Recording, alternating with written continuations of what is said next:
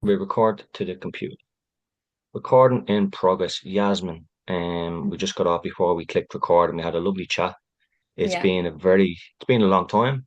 And as you yeah, said, it's different from coming on a call yeah, and expecting like advice or help from me. And now it's yeah. like I'm needing a testimonial from you from the work that we did together. Yeah, it feels But so good. yeah, and listen, thank you for coming on. And it's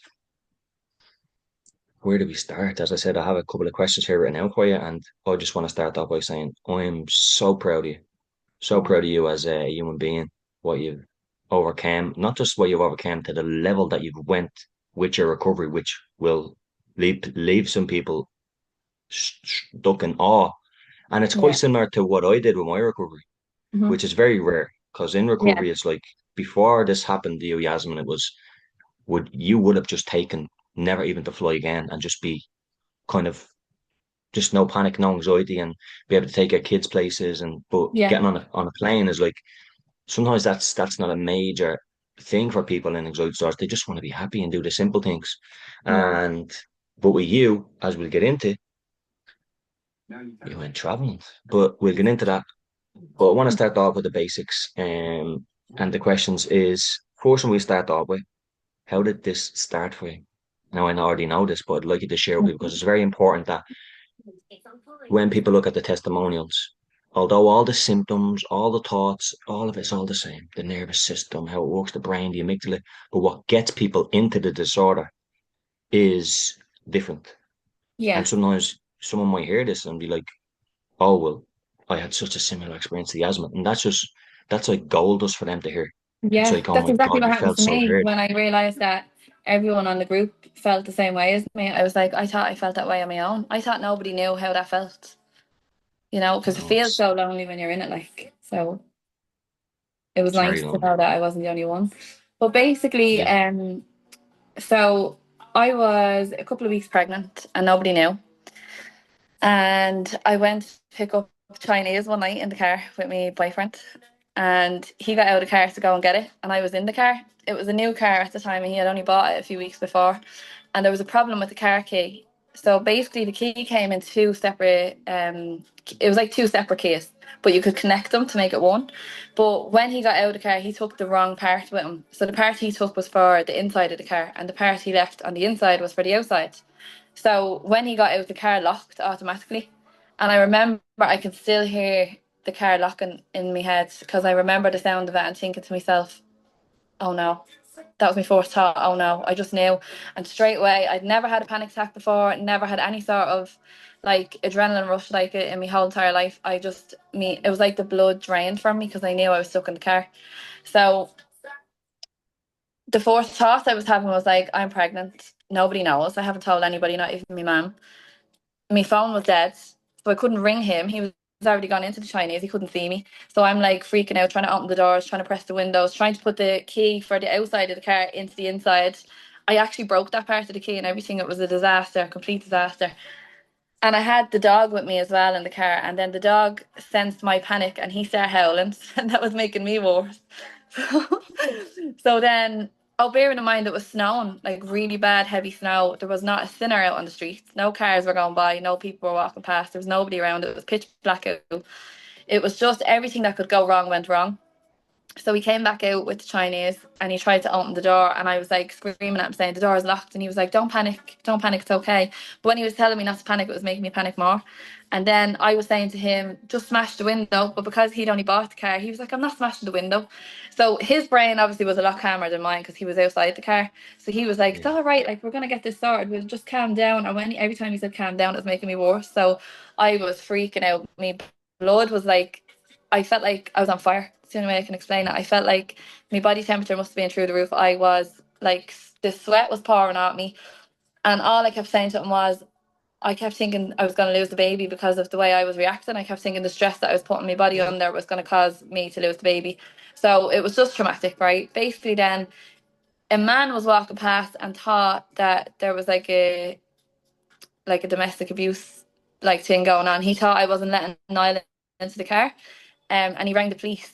And the police came and were like, "What's going on?" They had to smash the window to get me out, but they were talking to Niall for like what felt like hours, but it could have been maybe 3 or 4 minutes. just ask them what was going on and whatever. And I was screaming at them through the window saying, please just get me out, please just get me out. So they ended up smashing the window and getting me out. And I had to just go home after that and like just act as if nothing had happened. So Niall was like more worried about getting the window fixed because he thought if it was him, he'd just be like, you're out now, you know, like you're grand, you're alive, like you made it out of the car, you're fine. Whereas in my head, I was having like, oh my God, thoughts that were going through my head. I ended up going to the hospital the next day to get the baby checked because I was panicking, thinking all sorts of things were going like I just the worst things that you could possibly think were that's what was going through my head. So bearing in mind when I was telling everybody what had happened, like my mum and Niall's mum and our dads and stuff, I wasn't able to tell them that I was pregnant because I hadn't told them that part yet. So I was just telling them that I was after getting locked in the car, and nobody knew why I was making such a big deal out of it, which was making me feel worse because they were looking at me going, why didn't you just stay calm until we got you out? You know, like in my head I was just all over Yeah, the why place. not? Yeah. Mm. So I'd say I was probably a little bit shook up for about a week after that. And then after the week passed, it was kind of just like I nearly just forgot about it because I knew the baby was all right. I kind of was just over it then. Niall got the key fixed for the car so that it wouldn't happen again. And I had said something, if I'm ever getting into the car again, the windows have to be down. So all the windows have to be down. So that was the only way I could get into the car again. And bearing in mind I didn't drive at the time, so if I was getting into a car, it had to be his car and I had to have all the windows down. And also bearing in mind it was snowing still. So we were driving around with four windows down in the car with the snow. So Um this automatically the safety behaviors begin. yeah, straight away. So Mm. that went on for I would say probably a year. That went on for where I was noticing little things about myself that I thought, oh, this is just because I got locked in the car. And I felt like I was just repeating that over and over again. Oh, I do this now because I got locked in the car. Oh, this is like this now because I got locked in the car. So then I started having nightmares that I was locked in the car again. And one night Niall woke up to me trying to get out. I was sleepwalking and I'd never sleepwalk in my whole life. And he said I was trying to climb out the window, and we lived on a high floor in an apartment. And if I had got that window open, I would have been dead if I got out that window. Like he said, I was trying to climb out the window. I don't remember that at all. He woke me up and I just thought I was having a dream. I don't remember trying to get out the window or anything like that. And then I start noticing then like maybe two or three times a week I'd wake up with like I'd be standing up at the door in the bedroom trying to open the door, and the door would be open, but I'd just be at the handle going like this trying to open it even though the door was open. In my head I was having dreams that I couldn't get out again. So then I kind of realized it was becoming a problem. And then we went into lockdown and all hell broke loose. So So going into locked in the car, you went into lockdown. into lockdown, yeah. So it was just like again the worst thing that could have happened to me. So I remember one day, Niall had been going to do all the food shops, and I remember one day he said to me, "Do you want to go and do the food shop today?" And I said, "No." And he said, "Why?" And I said, "Well, first of all, I was like, what if the door locks in the shop?" And he was like, "What?" He's like, "What do you mean the door locks in the shop?" And I said, "Well, that door is an automatic door. It's not like where you push it." So I said, if I go in and that shuts behind me and it doesn't open again, what if I'm going to get stuck in there? He's like, "Yeah, it's first of all," he's like, "there's emergency exits, like, you know, if that was to happen, you'd be fine, like you'd get out." And I was like, "No, I can't." So he was like, "Right, calm down." He's like, "I'll go and do it." But that was the worst thing he could have done because then I never went food shopping after that because he was at there, you know. I'm not blaming on him, but I'm saying if I had just been forced to do that, it probably wouldn't have went as far as it did with me because then I wouldn't go anywhere. I wouldn't go anywhere at all. Um, and for my birthday that year, he bought flights to Spain. He booked a holiday for us to go to Spain. And the morning of my birthday, when he gave it to me, he was like so excited. You know, Bo was only a baby at the time, and he was like, "We're going to Spain," and I cried my eyes out. Cried my eyes out. It was like the worst thing that he could have done. I was like, "How could you put me on a flight? I can't even go into a shop. I can't even get into a car. Like, I don't Yeah, think I'm ever I going to be able to go on a understand. God bus bless him. again." You know, so he didn't realize what was going on in my head because I wasn't talking about it. I was just holding Yeah, this all in because I thought I was going crazy. I thought I was going insane. that's Um, that's panic in a nutshell. Like we think yeah, we're having heart attacks, and we think yeah, oh, and immediately it you're was reaching without safety. embarrassing as well. You know, to say like I'm afraid to go into the shop in case the door shuts. Like, it's embarrassing to say that out loud. You know, in Of my course it head, I is. knew why I felt that way, but saying it out loud to somebody that doesn't get it, it feels like it's, you know, like they're looking at you like you have 10 heads. They have to say, well, if the door locks, there's another door, you know, they'll open that one. But my brain wouldn't let me think that. My brain was telling me I was going to die, basically. Um, and because I had a baby now at this point, I didn't want to die. I didn't want anything bad happening to me because I wasn't only thinking about me, I was thinking about her. And I was thinking then, if anything happens to me, she's not going to have me anymore. What's going to happen then to her? So, oh my God, it was just a never ending cycle of bad thoughts. And then obviously I got depressed then because how could you not? Like thinking bad stuff all the time is going to make you depressed, isn't it? And then it went from me being depressed to having like, oh God, I don't even know how to explain it, but I was just having the worst thoughts then about the baby. And I Yeah. couldn't let her go anywhere, wouldn't let anybody push her pram, wouldn't let anyone change her nappy, wouldn't let anybody feed her, including Niall. Wouldn't let him, like, I barely let anybody look at her because I was terrified that something would happen to her and she would grow up then to feel the same way I'm feeling. So I Oh yeah, tried to your wrap mind's her. 90 miles an Yeah. hour. Yeah, I tried to Mm. wrap her in bubble wrap and I just didn't want to let her go to anybody. So then obviously if you're doing everything on your own 24/7, you're gonna end up drained, burnt out. And that's exactly what happened to me. Um and then I remember one day Niall said to me, I think you need to go and speak to somebody. So I made an appointment with my doctor. And on the day of the appointment, I said to him, how am I going to go over there? They have like swivelly doors in the doctors. Mm. And I was like, I can't go in that. What if I go in that and it stops and I get stuck? And he was like, yes, what is going on? Like you really need to go and speak to somebody. So I ended up bringing up and cancelling the appointment. I was after telling the receptionist on the phone when I was booking it that it was for mental health reasons. And when I rang up to cancel it, she said to me, it's written down here that it's for mental health reasons. Do you want me to get the doctor to give you a call? And I said, please, yeah. So the doctor rang me and I cried my eyes out for, I'd say, 40 minutes on the phone to her telling her everything. And she said to me, she didn't say anything about the car. She said, I think you have postnatal depression. So we'll get you signed up with a counsellor and we'll see what we can do. So they put me down for private counselling with oh sorry, not private counselling, just counselling with the maternity hospital. And I would say 4 months passed and I rang up, still hadn't heard anything from them, and I rang up. Bearing in mind I'm not leaving the house at this point because I'm petrified that something bad's gonna happen to me or the baby. And they said they had no name down on the list from like, but my name wasn't down on the list. They don't know what went wrong. Maybe the doctor forgot. And I'm thinking to myself, like, I could be dead and nobody was even going to check on me, you know? Like, I rang up and poured my heart out on the phone and really needed help, and my name wasn't put on the list. They rang me back about a week later and said they found my file, it went missing, it would only happen to me, Yeah. and that they're going to put me back on the list now, and they'll try boost me up. And I would say a year passed and I still hadn't heard anything. So this has been going on now for like over 2 years. This is just like the same thing every day. I had the same routine. I wouldn't even go to my mum's house. I was afraid that my mum's door was going to lock. Bearing in mind, I lived in the house my whole life and nothing ever happened to me over there. And I couldn't go to my cousin's house. I was living in these four walls. I was going out my head, Glenn. It was just I know awful. all about it. Yeah. And then You know, agoraphobia so develops then. You know. yeah, that's exactly what happened. So Mm. I was just terrified to do anything. I was just terrified to go anywhere. We done a couple of like staycations over this time then, like between then and when I met you, and they were horrific for me. Like, I mean, I didn't know what was going on in my body. I didn't know what a panic attack was. I didn't know why I was feeling like I was going to die or why I was going to faint or why my heart was beating so fast. I just had to sit through it because I didn't know what else to do. I had no tools It's in my horrific. head. It's horrific. Yeah, I had no tools in my head to, I didn't know what to do. I had no idea what was going on. I was Googling everything and, you can only imagine what was coming up on Google, like, which was making me Oh, worse again. Um, the worst thing you can do. yeah. That's the So first thing people then, seek is Google.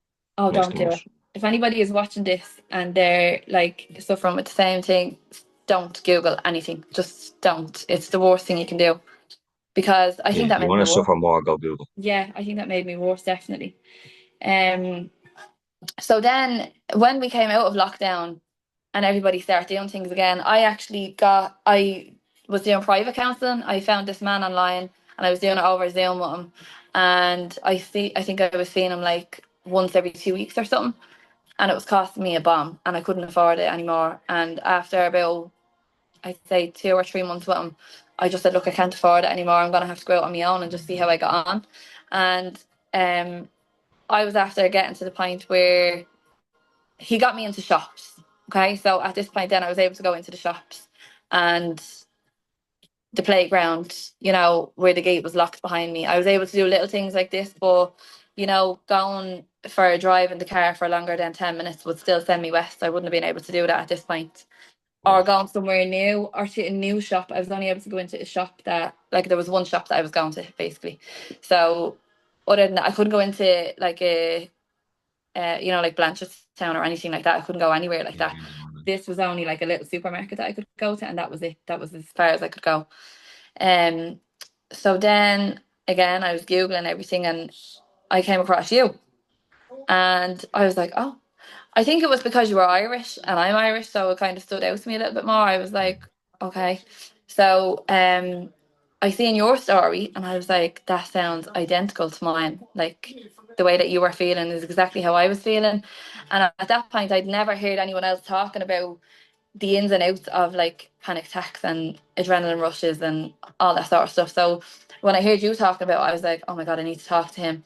And also, like, in the background of all that, we were to find out that my mum was, she got diagnosed with breast cancer. Yeah, And that's right. she was after booking a holiday, which she thought, at this point, we didn't know how bad the cancer was. So she was booking this holiday and thinking she didn't know if it was going to be our last holiday. Mm-hmm. And I also hadn't been away with my mum for like years. I hadn't been away with her since I was eight, maybe 8 or 9. Um, Mm-hmm. and I also had never brought my kids. I have 2 kids now at this point, but I had never brought them on a holiday. Bo was 5, sorry, last year, and she'd never been Yeah. on a holiday. So the guilt was eating me alive about that. And also, I really wanted to go away. I lived in Australia before this happened to me, and I loved being away. Yeah. Yeah. I wanted to travel. I wanted to do all those things. I loved being in loved being in different places, but I thought I was never going to be able to do that again. So I seen you and I said, this is what I need. I need him to fix me overnight because that's the way I thought it worked. And I You remember fix yourself. yeah, I remember sending you a message and you rang me and I said, uh, I'm thinking about going on holiday in 2 weeks' time, but I can barely leave the house at the minute because I'm I was afraid like, that, okay, guys, slow, yeah, slow down here. yeah. Slow down. Yeah, I remember you saying to me, can you give me like 2 months, not 2 weeks? And I was like, no, Mm. my mom's going on holiday in 2 weeks, and this could be the last holiday she ever goes on. I need to go on that holiday with her.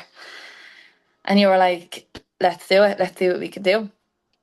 So straight away, I think it was the next day, you had me out on the motorway in the car, going to places that I thought I wouldn't be able to go to on my own. Um, I was driving around late at night because I also didn't like driving in the dark. I was Yeah. driving with the windows up because at this point when I met you, I still had to have the window down in my car. I learned how to drive then by this point, but I still had to have the window down in my car. And this was a brand new car. This car didn't have any issues with the windows or anything like that. Nothing bad ever happened to me in this car, and I still had to have the window down when I was driving, hail, rain or snow. Mm. So at this point, I had all the windows up. I had pressed the lock on the door when I got into the car, purposely to lock myself in, because I knew even if the door is locked and the window's locked and I lost my car key and I was stuck in the car, I would eventually get out. Okay, because I don't know anyone that ever died from being locked in the car sitting outside their house or like whatever. Worst Um, case now, you can kick the window down yourself. You can exactly. Yeah, boom, give it a good yeah. smash. So I was after learning from you to have. I basically learned from you that there's always a way out. There's always a way out. And like, I'm not stuck, no matter where I am, if it's a shopping centre, an airplane, a train, a car, a bus, I'm always gonna get out. I'm not gonna be in there forever. Like I'm always gonna get out. So And that's so it was, hard. Like we downplay that what you just said. Like you're always going to, but when you're stuck in a place yeah. and you think that you're gonna die, you're gonna have a heart attack, Mhm. you're gonna lose your mind, and that's real. Like that Yeah. experience that you're going through mentally is real. It can never happen. Yeah. But just the fact when your heart's beating, when you're just sitting in a car, But in your case, it makes so much sense. You're Yeah. in the place of danger where this all happened for you. Hmm. And I hope that people are paying attention to what Yasmin has just said. Like, as she's gone along telling her story, I just had to jump in and interject there for a quick second. This came from one panic attack. Yeah. One panic attack led her from going with windows down, Hmm. had to get the boyfriend to go into the shop with her. All of these things from one panic attack. Yeah. And if we got the correct help at the start, Yeah. all of those behaviors, they wouldn't have been able to grow legs. They wouldn't have been able to, Yeah. connect the neural This pathways was together one so hour of strongly. my life. Like this all happened in 1 hour of my life, and it ruined like what felt like my whole life. Mm.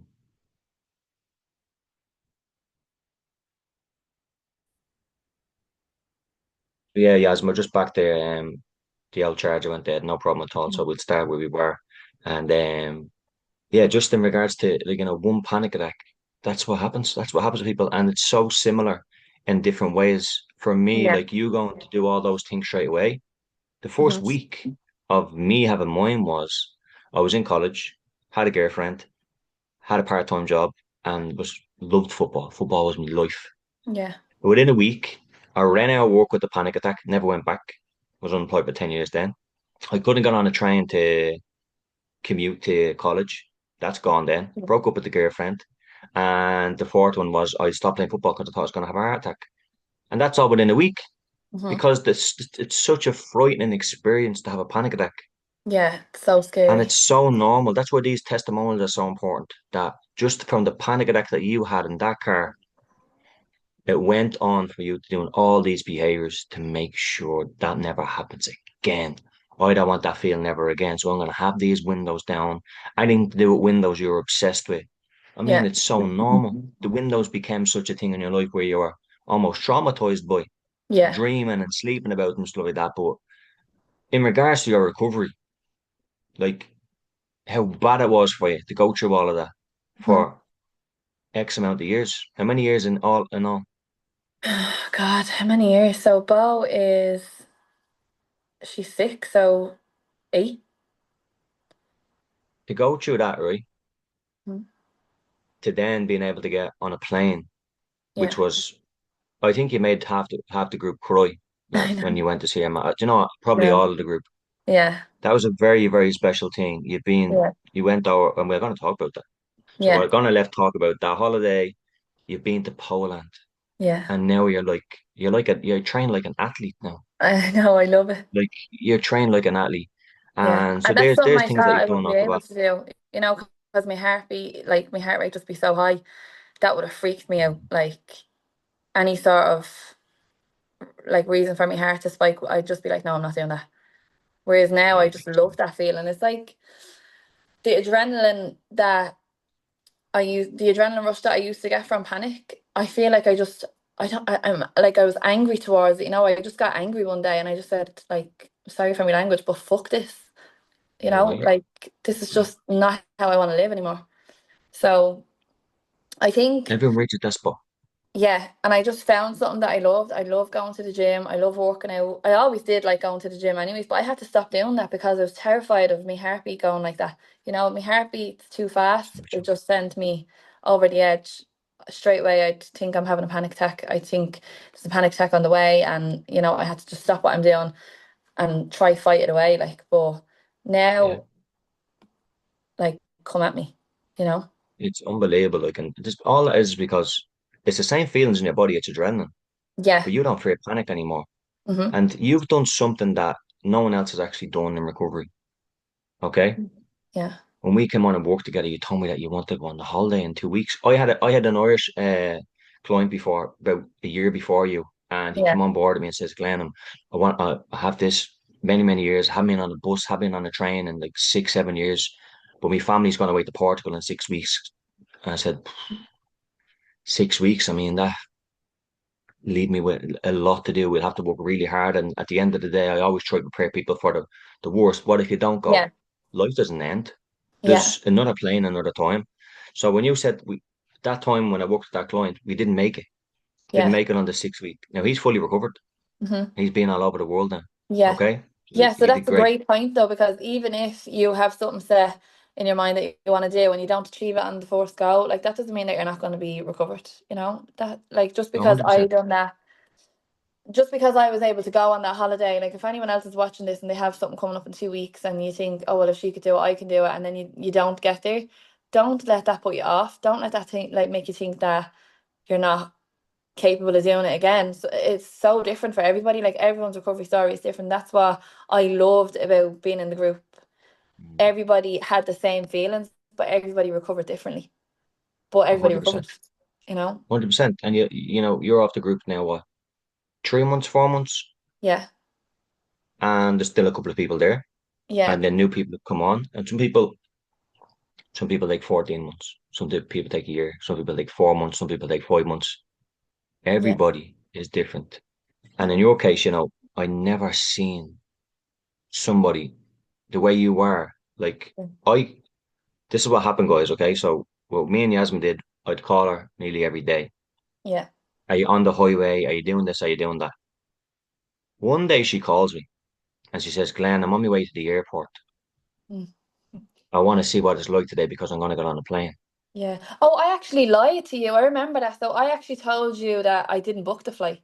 I said to you, I remember saying to you, no, we didn't book it. We didn't book it. We're just going to leave it because I was afraid to tell you that I had it booked in case I couldn't get on it. So I was like, Yeah, I'm not going to do it. I'm not going to be able to do it. I'm not going to be able to do it. But I was still putting the work in. And then I remember ringing you a few hours before.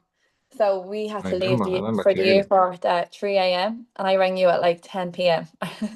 And I was I like, remember clearly. I yeah, remember clearly. I remember all, and I just remember thinking to myself, like, what gets someone? How did she get from that to that? And yeah, I'll tell you why. And you know why. Your mother and your kids. yeah, 100%. You you told everyone live here about your mother, Yeah. what she went through. Hmm. And now she's on holiday. And your mother Mm. literally thought that was her last holiday. That's your Yeah. mother. The most closest person to most people's lives, like my mother as Yeah. well. I know, and she's Okay? my best friend, like, like we're really, really close. So there's so much on the line. So the Yeah. fact that you missing out on this extremely important thing Hmm. was like, you know what? I don't even care if I have the worst panic attack alive on that plane. Yeah. That's exactly I'm what I was getting thinking. to my mother. Yeah. And we all seen the video. You come in and your mom wasn't expecting you, and No. she That was thinks the you're doing last bad that thing you she was couldn't get in the expecting because, car, and yeah, she knew how bad I she's was suffering, like. crying. And before It she was, went, she kept saying to me, "Oh God, I really wish this were coming, like it would just make me so happy. It would just mm, like she just kept saying it to me over and over again." And I was thinking in my head, oh my God, what am I gonna do? What am I gonna do? And then because my sister was going as well, I was thinking this sounds a little bit selfish for me to say, but I was thinking if anything happened to my mum and my sister was after getting to spend that holiday with her and I didn't, I'd probably like, I would never I'd be forgive so yourself and jealous. stuff like that. I'd be so jealous Mm. of my sister getting to do that. So I just had to go, Len. I just knew I had to go. I had to be on that holiday. I'll never forget it. I never forget it. And it's something that like because I was doing this like 3.5 years before meeting you. Hmm. I've never seen somebody doing that to in 2 weeks. But Yeah, that was because the meaning behind what you had to do, the emotion behind that was way greater than any yeah, panic attack.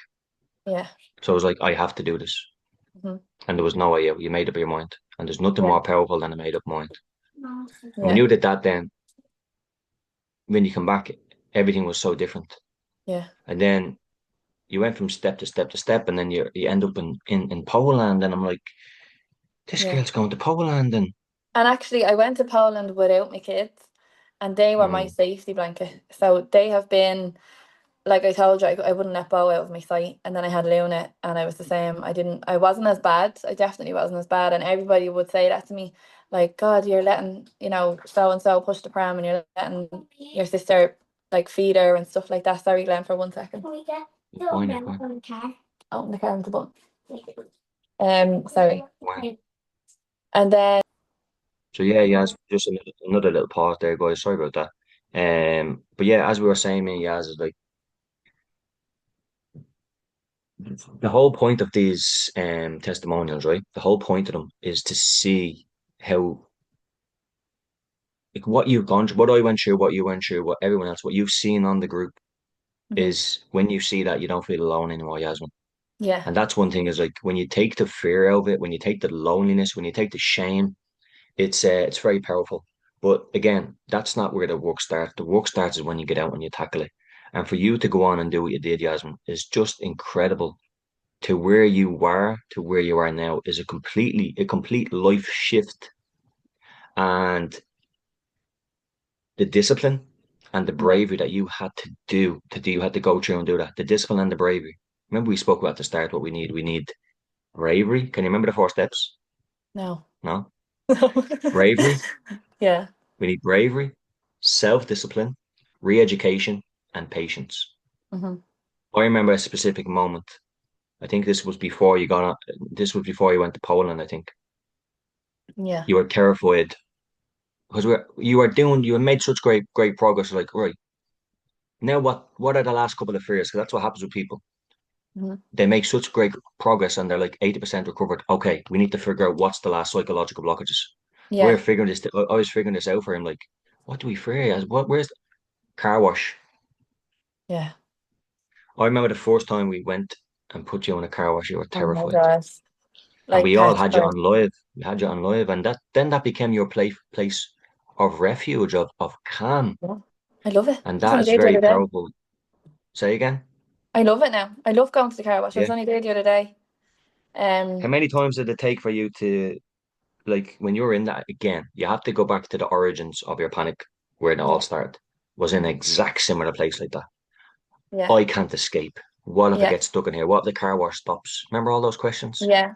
And And again, then the then I got feeling. used to just the one car wash. So I was only going to the same one each week. Every Friday, I was doing it with you on the call. And then I remember you said to me, "You need to go to a different one now." And I was like, "What? That wasn't in the plan." And you were like, "No, because you're actually getting comfortable with that one. You need to go to a new one now because you're not going to be able to stay in your comfort zone forever. You need to like step out of that." So I went to a different one and the same feelings that happened. It was like going in again for the first time, because it was a new place, a new car wash. I didn't know what way it was going to work. It's going to be the same length of time. I didn't know anything about it. So I remember going in and feeling all the same feelings again. And then when I was done, I was like, I did it. I meant to do another car wash. Um, And yeah, to sum up, like, what do you think in regards to the coaching, what it did for you? Like, what were the main my things? Did God, it give you the discipline? Did it give you the sense of not being alone? What did the coaching do for you to yeah, make you go on it and just gave me being everything. Like, oh my God, I don't know where I'd be or what I'd be doing now if I hadn't met you because like even without the group, just you in general as well, I don't know what I wouldn't have went on the holiday. It's not a hope in hell I wouldn't have went. I wouldn't have went. I wouldn't have been able to go. I needed the support that I got from you and the group, and I needed somebody to listen to me, somebody that understood because I could talk to Niall about it, I could talk to my mum about it, but they didn't get it. They didn't understand it because they've never been there. So to have people that you can call and like text and just say, "This is how I'm feeling. What do you think I should do?" Or "I need to go and do this. Do you think I'm able to do it?" And for somebody to be there and say, "Yeah, you can do it." Like I believe that you can do it. You go and do it. So that was huge for me. And then when I came back from the holiday, I remember you kept saying to me, when you come back, don't expect to be, fully recovered because you don't know how you're going to feel when you come back. You might be afraid to get on a plane again after that. So just come back and see how you feel and we'll talk. And I remember coming back and I was on a high for about a week. And then I think I booked to go to, yeah, we booked to go to a hotel then in the August. So that was in July. And then in August, we booked to go to a hotel.